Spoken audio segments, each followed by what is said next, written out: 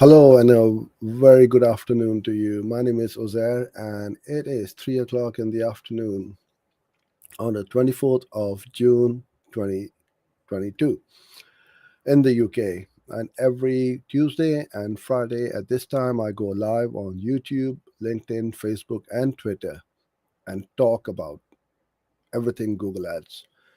So today I've got um, another topic which a lot of advertisers don't use very well or properly, and they miss out on it big time because it's one of the most important features when setting up a campaign, especially on Google Display Network and YouTube, and that is the audiences. A lot of people get confused what kind of audience they should go for: affinity, in market, or a combination of both. So I'm gonna go through all the myths as to what you should be doing and what you shouldn't. I should not say you shouldn't, because you should always try and test everything. Even if I tell you not to do something, it may work for me or may not work for me, but it may be something different for you. So always test. Before we get started, just a quick heads up that if you are new to this channel and you would like any questions answered, then put them in the comments or the description box below on any of these channels where you are watching. I will aggregate them towards the end of the session and try my best to answer them for you. And if you haven't liked, subscribed, shared, then I'd appreciate that. Giving that little thumbs up button a click, or the subscribe button, because we upload content on a regular basis, in fact, on a daily basis. And you'll be one of the first ones to be notified when we upload something new, so you don't miss out. And the last thing is, if you would like me to audit your Google Ads account, it's completely free of charge. All you need to do is to send me a message through our website, LinkedIn, Facebook, or wherever. And we'll hop on a quick 30-minute call. I'll go through your account and try to give you some tips which will help you save money, cut wastage, and hopefully improve your profitability. So I can see Sanjay, hello there, sent in a question about affiliate products. Okay, Sanjay, I will come on to that towards the end. All right, so let's go and share my screen first of all. Okay, where are we? Du, du, du.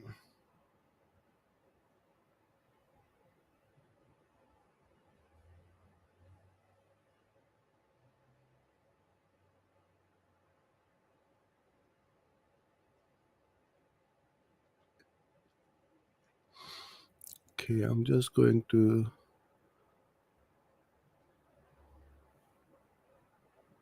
That's a bit better.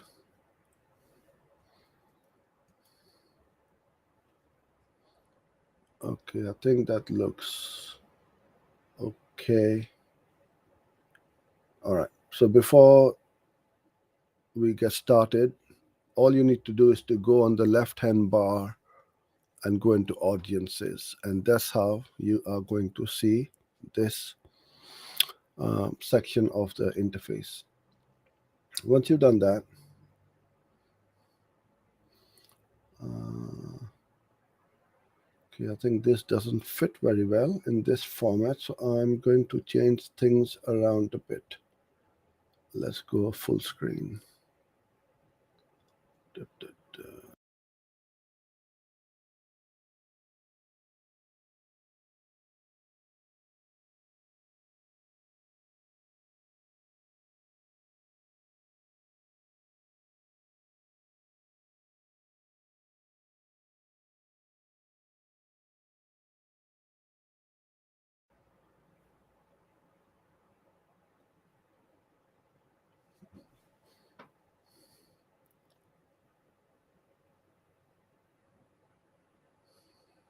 Okay, that's a bit better, and I've got a few comments from all these people coming in. Tracy, Yvonne, Co, James. Yep. Please put in the comments the questions, and I'll go in the order they've sent in. All right, so let's jump in. So once you click on that audiences button, you will see three sections. Now this is the new interface. If your interface looks a bit different, eventually you will be rolled onto this new one. So you got the audience segments, your demographics, or what we call demo, and the exclusions, right? Let's start with this one, which is opened up, because what most people do is they just look at this because this is kind of like hidden, but you've got this link which opens up the audience segments. Very quickly, age, you've got 18 to 24, 25, 34, 35, 44, and so on. So if you don't want to target the teenagers or the youngsters, then you can exclude them. Or if you don't want to target retired people, you should exclude them as well. Unknown, we tend not to exclude because we may miss out on some very good traffic.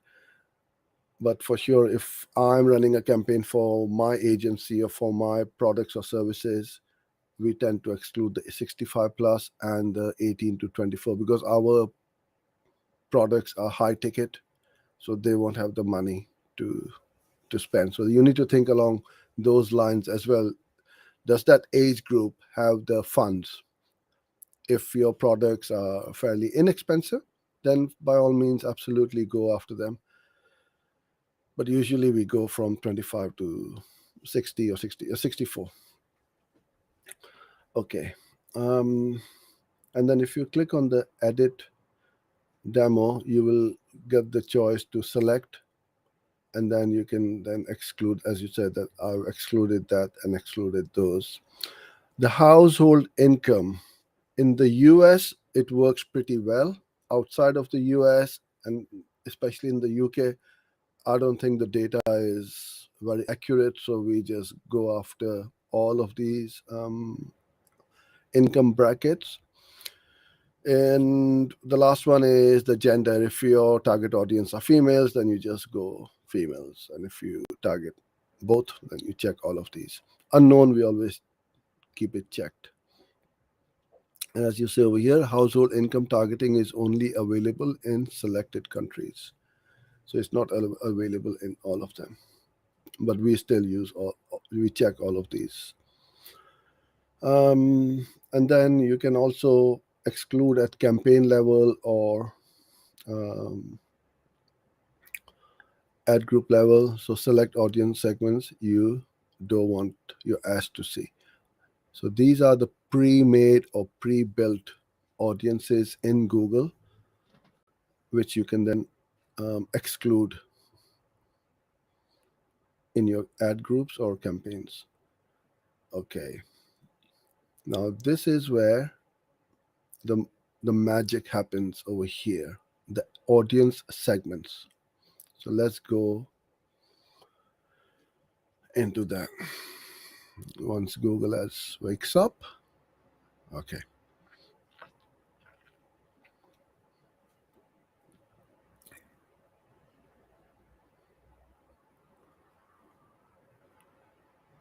It's always slow when you're going live on anywhere, sometimes on Zoom and Google Meet. All right.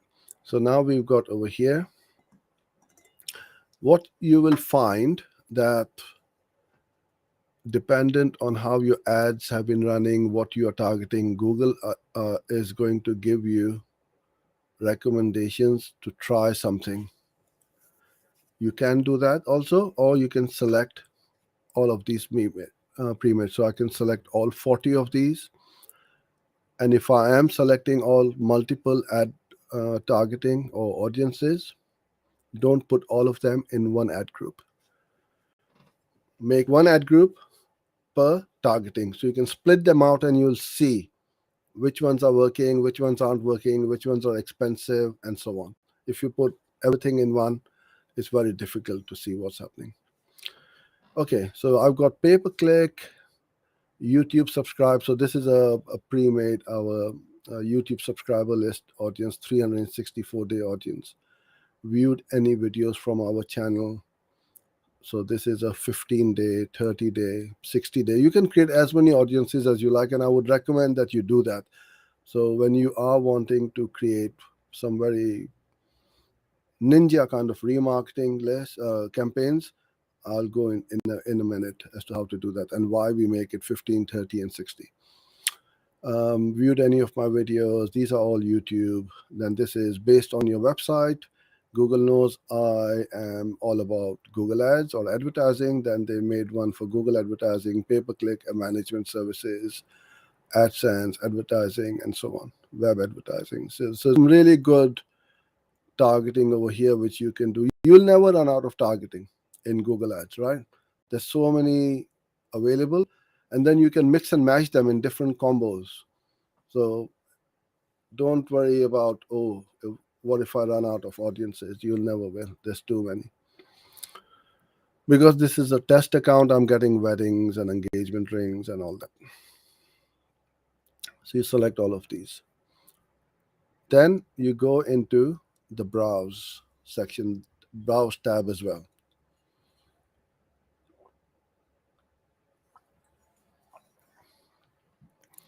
And now you go how they interacted with your business. Similar audiences. You do not want to go there unless you are spending thousands of dollars per day, because this is too broad. And if you want to go to 10,000 a day and beyond that, then I would recommend that you go on to similar. If you've got small budgets of $50, $100, or thereabouts, you don't want to know this, because this is too broad. It's going to eat up your budget very quickly, and you're going to get frustrated. You've got so many other ways to target. Utilize those first. Get your campaigns into profitability and then expand into similar audiences.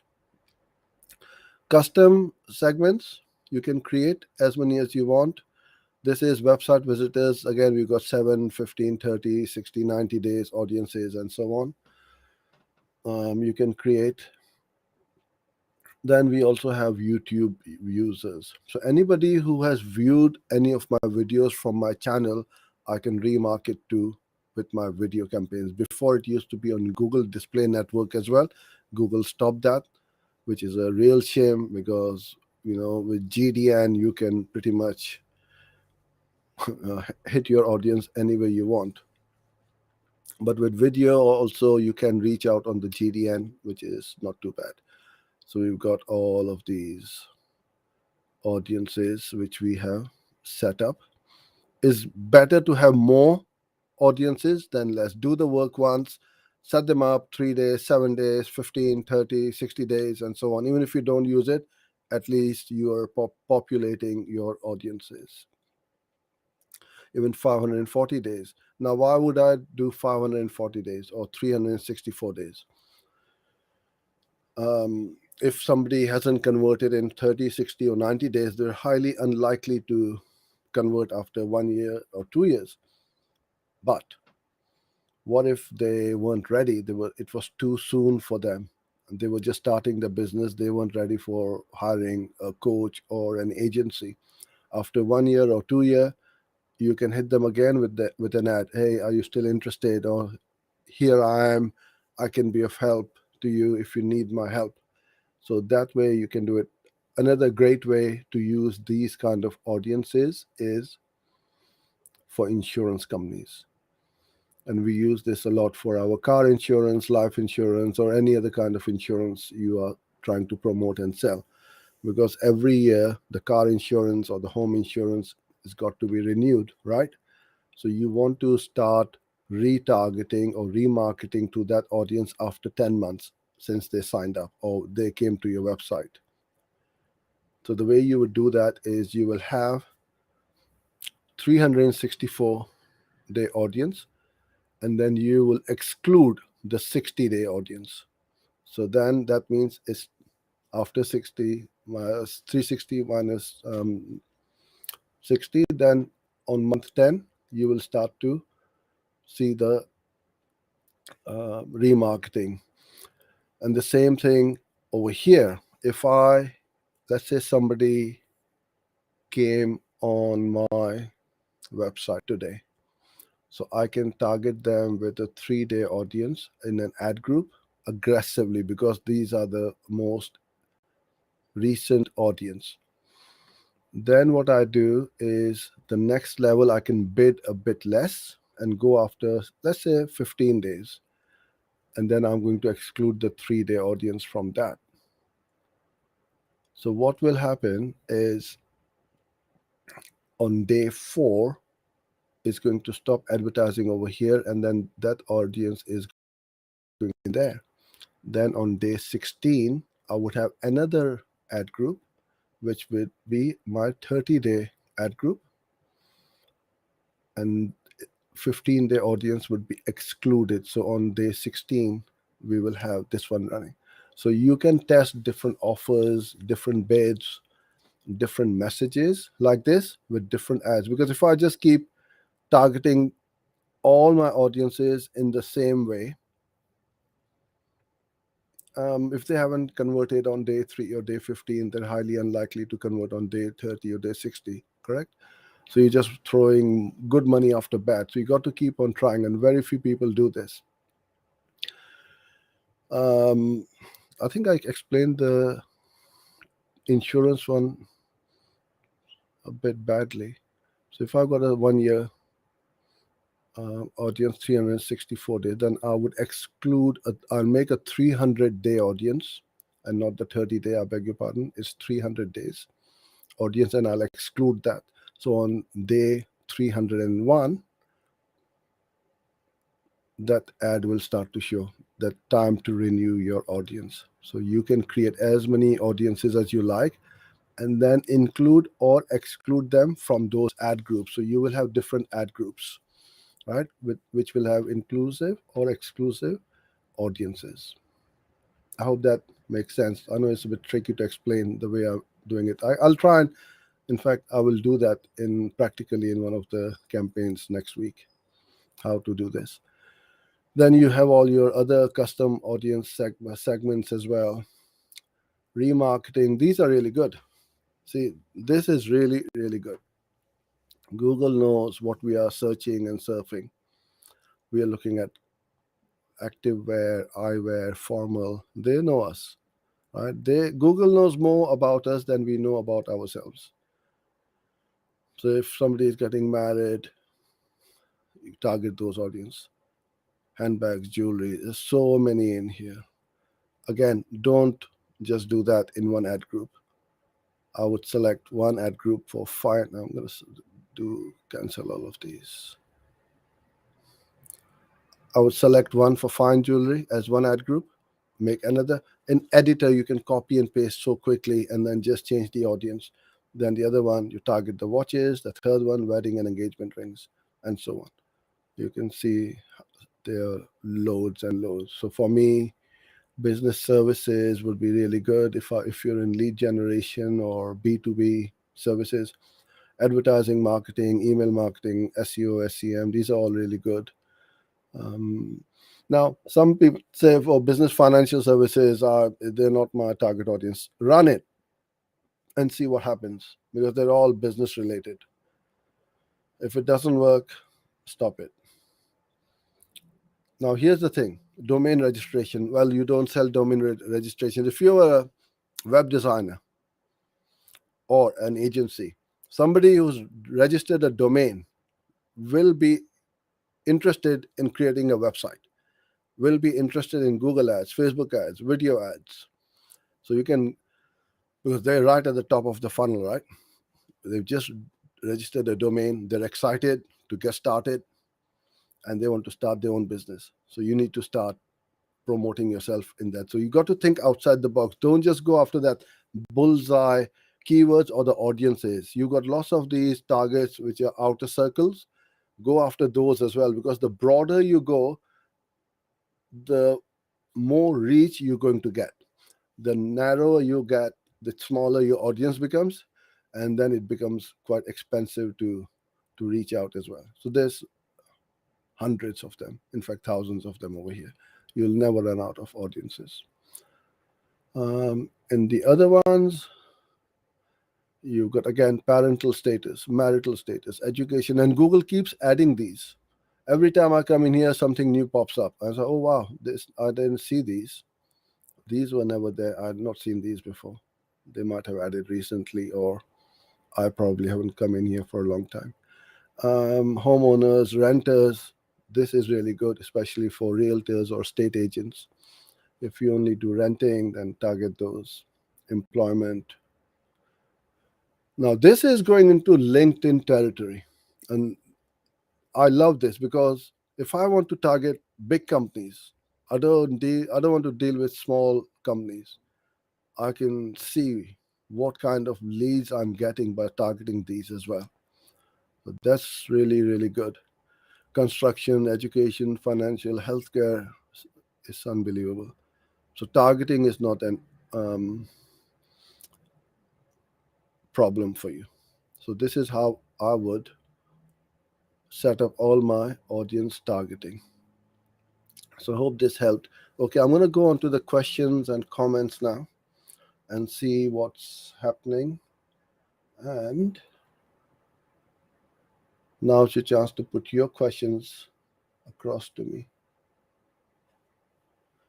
Okay. We also have our free Facebook group, which is on the screen right now. Please do join in. We're building up a nice little community of like minded professionals who help each other and also get help from others as well. So please do join in. All right. Uh, Sanjay, how to scale Google Ads? I can't scale affiliate products to Google Ads. Okay. So, Sanjay, Google has got no problem taking anybody's money. You can spend tens and tens and tens of thousands of dollars per day on Google, and there's there will still be more traffic. So I'm not sure how you set up your campaigns, but what I've just showed you is to go a bit broader if you are exhausting um, your audiences and you're not getting much impressions. Now with affiliate products, yeah, it doesn't matter whether it's affiliate or not. It is traffic is traffic, right? Go on YouTube. I bet you're not doing YouTube. I bet you're not doing display. You may be doing search. With search, yes, you will be restricted because there's only a certain number of search terms being searched on Google per day. But if you were targeting, let's say, a wedding industry and you going after the brides and the grooms, you saw in the audience list that there are lots of categories for getting married, got wed recently, and so on. There's unlimited traffic. You will never ever run out of traffic on Google, that's for sure. And if you want me to audit, and again, this is for all of you, if you would like me to audit your account, go onto our website. I'm going to put in our website over here in the chat. Did that come through? I don't know. Yeah, it has come out through on the YouTube. I'm not sure about Facebook or not, or LinkedIn. Go onto our website, go on the contact page, submit a form that you would like an audit, and we can go through your account as to how we can potentially scale your campaign. Okay, hi, the experienced Africans.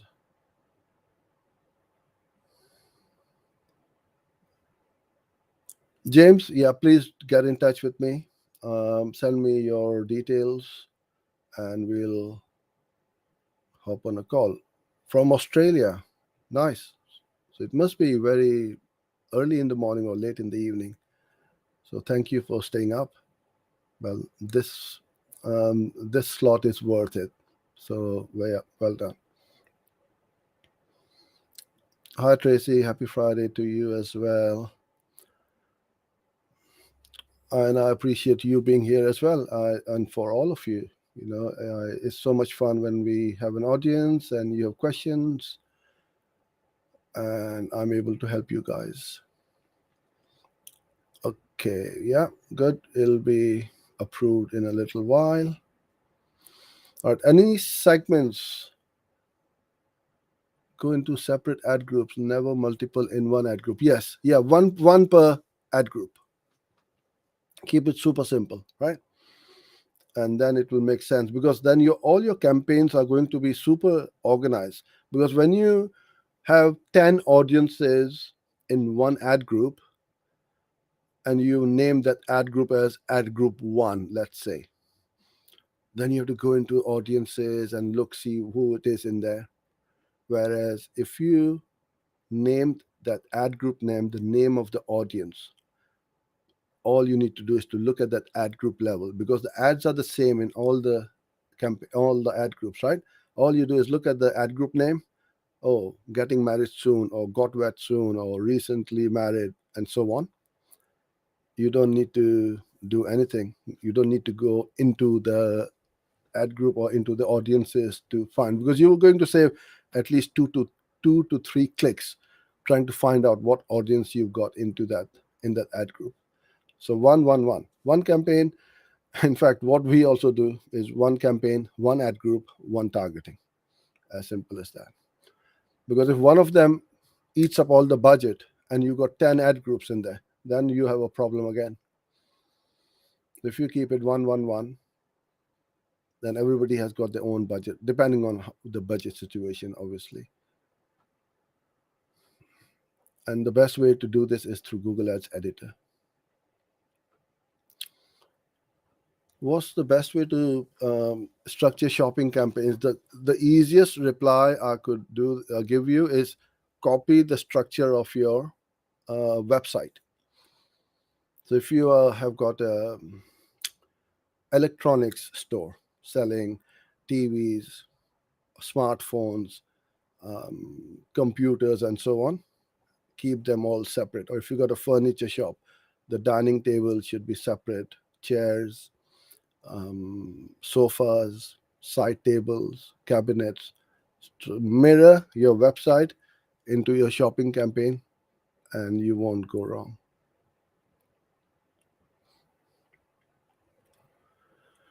Please make a playlist for shopping ads and merchant center optimization and with Shopify conversion tracking. So, Shopify conversion tracking is one of the easiest ways to set up dynamic conversion tracking. What I mean by dynamic is the conversion value gets pulled in from Shopify straight into Google Ads. It's pretty much plug and play. There's not a lot to do, but you can optimize your feed through the merchant center. It's really important, because Google needs to know if you're selling an apple, it does not show your ad for someone who's searching for an orange, or a red apple needs to trigger for red apple, green apples for green apples, and so on. So feed optimization is really important. I did a video with data feed watch about a couple of months ago. It's on the website, and it shows you how to optimize the feed. It's super simple and very extremely effective. Okay. And now with Performance Max taking over and smart shopping is going to be sunset, you need to also focus a lot more on the creatives as well, side of things, and not just feed optimization. Feed optimization is important, especially with the merchant center being there. How to find free Google Ads work to gain experience. The best way to do that is put yourself out on the internet, on the social media, and showcase your talent, your experience, your expertise. So if you talk about Google Ads and I come across your video, I'm going to get in touch with you. Oh, this guy looks really good. He's intelligent. He knows what he's talking about. I need people like him. So you got to take initiative. You got to get in front of the camera. There is no other way. I've been doing this for 4 years now, and I get all my customers like this, and staff members as well. You got to be separate. You got to differentiate yourself from the other freelancers or other specialists, right? Very few people do it. Show me how many other agencies regularly upload videos like this. I can think of only one, and that's my friend Kasim from Solutions 8. He uploads literally every day, multiple videos, and his business has um, increased, and the video marketing has helped his business too. So this works. Very few people are putting in the effort, but if you want to work and get paid, why are you doing it for free? If you have got experience, then you should be compensated for for working for somebody. And don't sell yourself too cheap either, thinking, oh, I'm going to do work for free. Not at all. And we also don't take advantage of anyone, no matter how inexperienced they are. We will always pay somebody for the time and for the efforts, because you have to eat, you have to live, you have to support your family. So yeah, don't be confident, be bold, and get yourself out um, in the world. In the next week or so, I'm going to show you how to use a smartphone to create videos. Now, this is the classic excuse I get. I don't have a laptop, I don't have a camera, I don't have editing facilities, blah, de, blah. I'm going to shoot a video from the smartphone. I'm going to edit the video from the smartphone, and I'm going to upload the video from the smartphone. You don't need anything else. You already have everything you need in your pocket. All you need is a little microphone, which is something like this, a lavalier mic. Cost you 15, 20 bucks. That's it. You clip it on to your shirt or top, and that's it. Audio is important, right? I've got my mic over here. That's all you need to get started, my friend. If you use audience targeting, you can select observation. Yes, you can if you just want to observe, but if you want to target, then you don't set it up on observation. Yeah, observation is good. You put it on, it will not have any effect on your campaigns.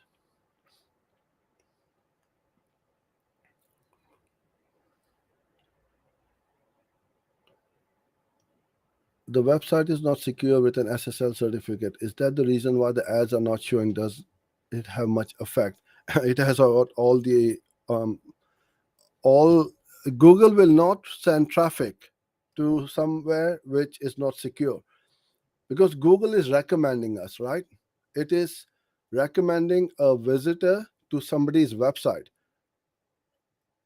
And let me put this to you. Are you going to recommend me if I'm not professional, if I'm not courteous, if I don't do my job properly? You will never recommend me. But if I'm good, I know my stuff, you would recommend me. Same way, you're not going to recommend a restaurant to somebody if the restaurant has got bad service, the food is lousy, and it's not nice to go there. But if it's a nice restaurant, you are going to put it up on Facebook and Twitter and to your friends, oh, had a great time at this restaurant, right? Google is going to do the same thing. Why do we love Google? Is because they want a great customer or visitor experience on that landing page. Something dodgy, something scammy or spammy, they are never going to run. So if you're selling counterfeit goods or replicas, they're going to shut you down straight away. They won't let you run ads from that. So SSL certificate used to be a thing 3-4 years ago. Now it's not even an option. Now every time you buy any hosting, the SSL comes with it. So there's no excuse not to have it. So you got to have it, and it matters most. And even if you do get your website ranked in Google rankings or organic rankings, Google will put something in red at the above your URL. This site is not secure. Are you going to click on it? No, you're not.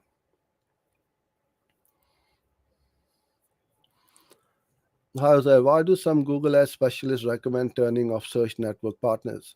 Because it goes on other partner sites, which is not the Google page. Um, you can run it. If you have got low volume, then I would say let it run and see what happens. If you're getting a lot of clicks and your budgets are being eaten up on the search network, then yeah, absolutely switch it off. If you got enough volume on the search network and not on the you don't need the partners. You got enough traffic on the Google page. How can you set up a brand campaign if the brand is not well known? Even Google ad doesn't accept low volume keywords. If there's no brand terms, then nobody's searching for it. You don't need to set up a brand campaign. You can set it up, and if one or two person do search for your name, you're going to be there. But if there's no traffic, then it's no point in running it. But I would just set it up. It's not going to make any difference or eat up your budget or anything like that. In fact, I want my brand campaign to spend money. That's the cheapest traffic and the best converting traffic. So you work on building up that brand by using search, display, video networks, and run your brand campaigns.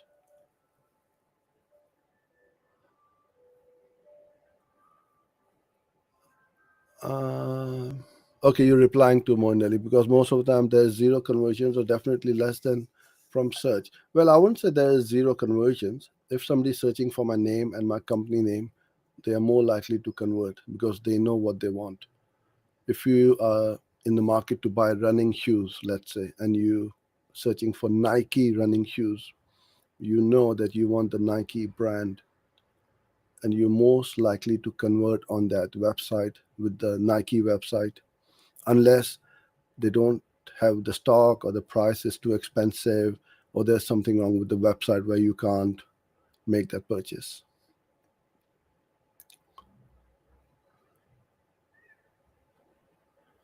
So if your limited budget is not worth to show up on search partners, yes, yeah. Just exclude the search partners for now if you've got limited budget. Run your ads on just the search network and then see what happens. So yeah, absolutely right, Dennis.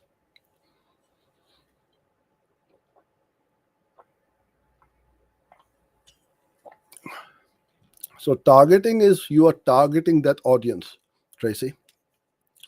Observation, as the word is just observing. It's not going to have any effect.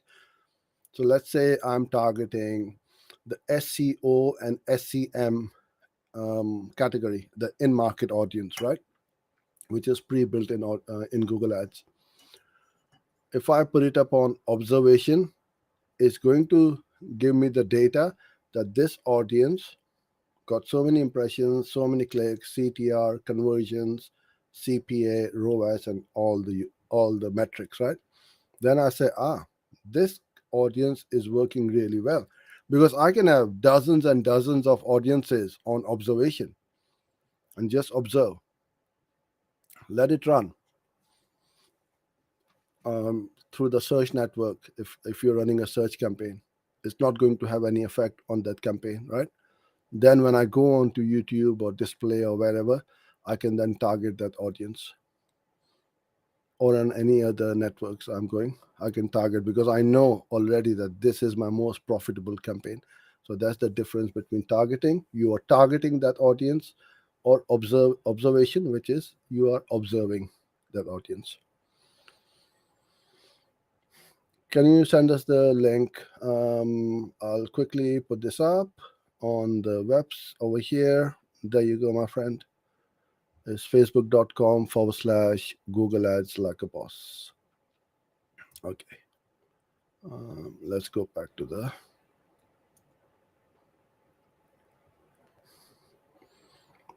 Okay, Moin. I have one campaign with one ad group, okay? But my ad group is starting to get bigger and bigger as I'm finding new winning keywords. Is that okay? As long as those keywords are relevant to that group, then yes, that's fine. Otherwise, you make their own reviews. So, for example, if I was selling iPhone, buy iPhone, and then all of a sudden I see iPhone best iPhone reviews is getting a lot of traffic, lot of clicks, and lot of conversions, I can then take all those review kind of keywords for iPhone into its own ad group, and then the buy ad group will be uh, different. The review will be different. Cheap iPhone could be different. So there are lots of these common words, right? And you can use them to segment and separate those ad groups. So then the the cheap iPhone ad group will have uh, sale now on, or um, 50% off, or all those kind of keywords. Reviews one would be under reviews, and then the buy ones would be under buy. Yeah, so that's how would then you keep on um, scaling and expanding your campaign like that. And you get those, obviously those of you who are new to this, you will get all these new search terms under the search term report. How does Google calculate the ad rank if the campaign is new or no CTR? Yeah, once the traffic starts to come in, obviously, then it is going to evolve. Quite often, you have the best keyword, which is most relevant for your campaign, and you get 3 out of 10 quality score, and you're thinking, what the hell is going on? Let it run. Don't worry too much about the ad rank. Just get the campaign started for now, get the traffic in, get the conversion in, and then the algorithm is going to sort itself out. I have a video on how Google Ads calculates the ad rank, and that's one of my best videos. I think we got over 130,000 views or something like that. If you go onto our YouTube homepage on our channel, I think it's on the first page. Okay, Mubarak. I created a Google search campaign, phrase match campaign. Okay, I created multiple group related keywords, but the problem is clicks is happening, but there's no inquiry. Daily getting more than 25 clicks. Okay. So if you are getting the clicks, that means have a look at the search terms where you are getting the clicks from. If they are good keywords, you see there's so much you can do in Google Ads. Once you've optimized and got everything in order in Google Ads, you can't make somebody convert on your website. So I can see my search term, that's the beginning, right, of the journey. I can see, yeah, these are all my keywords with search terms I want my ads to show for. They check. Keywords, I've got all the bullseye keywords, check. Ads have got the keywords in it. The messaging is relevant and it is linked to the keyword. Put the check in. And when the click happens and they go to your website, they don't convert. So you need to start optimizing your website. Don't just leave it as it is. If it's not working and 25 clicks, I don't know how long you've been getting these 25 clicks for, but if you just got 3 days worth of data, it's not enough. You got to let it run for 10, 15 days, get 200-300 clicks. And if that is not working, then you need to start thinking, okay, either the keywords are not good, or my landing page offer is not good, my pricing might be too expensive, something or the other. You need to start looking at your end and not just blame Google that, well, they're sending junk traffic. You can see what kind of traffic they are sending you. Can I create multiple ads in one campaign which target the same landing page? Well, the landing page has to be the same. You can't have multiple landing pages in the same ad group, and I would not, you can't do that. You can have, and always have multiple one. If you're talking about display and um, video, especially now with responsive search ads, you've got 15 headlines and 4 description line. If your budget is very small, you got enough data to get to run for quite a while. So if you're talking about responsive search ads, then make sure that you put in all the 15 headlines and 4 description lines. Okay. All right, you're referring to ATA. You may want to try with becoming Google certified as skill job for free, yeah, and then put on a resume. Yeah, there's so much free training. Look, we've got over 1,200 videos over here, and you can binge watch, cancel your Netflix, save $10. In fact, it's gone to £15 over here now, or something like that. It's getting very expensive. Should cancel Netflix, just watch my videos. All right. Hello, back to you as well, my friend. How does this work for YouTube too? I'm not sure what you mean by your question. Circumventing systems add policy violation solution, please. Just follow the Google guidelines, study the support center page. Don't try to be clever. Don't try to outsmart Google by doing things which you think is clever enough. Google is 1,000 times clever than we are. If you get suspended and then you open up a new account, you will get suspended again. And you keep on opening up new account, every time you will get suspended. So if you feel that Google has suspended you by mistake, appeal. Don't open up a new account because you are digging a deeper hole for yourself. Appeal. Sometimes it takes a day, few days, sometimes a few weeks, but they do come back. But if you've done something which is not as per the policies, then they will not reinstate the account. And the solution is simple, just follow the guidelines. My account has been running for years and years and years, 12, 15 years now, I think. Never got suspended because I'm not doing anything dodgy. I'm not saying you are, Bridge Mohan, but this is what this is why people get suspended.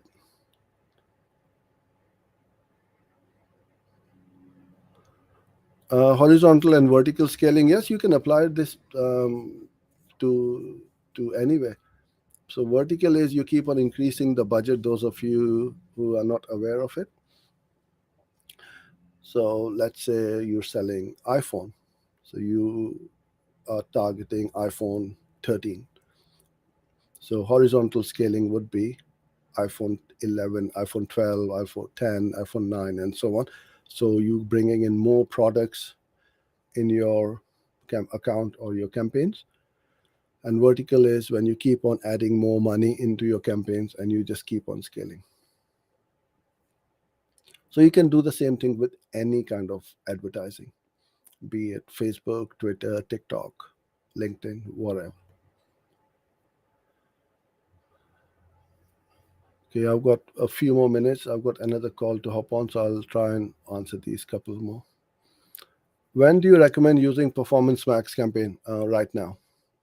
In what kind of business do you use this campaign? For every kind of business, e-commerce, lead generation, for dentists, for insurance companies, for ourselves as a digital marketing agency, pretty much everything. You need to be patient with this Performance Max. Don't expect miracles, don't expect results in a matter of days. At least 6 weeks you need to let it run. Don't touch too many things in it. Segment them out. What we tend to do is to have one campaign, one asset group, or one targeting or audience, make separate campaigns and see which one is working, which one isn't working. So yeah, PMAX, you got to start yesterday. If you haven't started yesterday, start today. Okay, mommy. Yeah, you're most welcome. It's a new Google Grant account. My ID is shown. I myself clicked it. Uh, Now it's not a good idea, but no impressions, no click on the overview dashboard, but there is no insight and report tab. There is a dashboard, obviously. With Google Grant, you are very restricted because it you the clicks or the cost per clicks are capped at $2. So if you're dependent on what keywords are, and if your clicks are expensive or more than $2, you're highly unlikely to get any impressions or clicks or conversions. So it is good. You get 10 grand a month. It's very restrictive. Can you get Google Partner Badge by running ads on client accounts? Yes, that's what you do. Yeah, absolutely. You have an MCC, and then you link your client account to your master client account or master client center, my client center, and that's how you would run. And then you need to have a minimum spend of 10,000 US dollars every quarter, I think, and you need to pass at least one or two certification exams and have at least 70% on that performance recommendations where you are doing what Google recommends or as per Google's best practices. So if that drops below 70%, that means you are not doing what you should be doing, and then you risk the chance of losing the badge. So the Google Partner Badge is not like you pass an exam and you've got it for life. No, it is monitored continuously month on month. So if your spend drops or you're not performing very well or your exams have lapsed or expired, then you lose the badge. What is the best bidding strategy? The best bidding strategy is the strategy which works. There is no such thing as a best bidding strategy. You try manual, you try smart, you try max clicks. We tend not to go on max clicks as a lot. Max conversions work really well. Now the target CPA and target ROAS are being bundled into max conversions. My advice to everyone has always been get about 100 conversions. Some marketers say 50. Google says straight off the bat, you can start max conversions. We tend to wait a little bit. But for video ads, max conversions work really well. And for display ads as well. Straight off the bat, to be honest with you, let it run and see what happens. So, yeah. So, the best bidding strategy for me is the one which works the best for me and for my clients. Okay, I think we've reached the last of the questions, and I've got to jump off because I've got another call. So thank you so much for everyone for being here. I wish you have a great weekend, and I shall see you back here on Tuesday. So till then, stay safe and have a great weekend. Bye for now.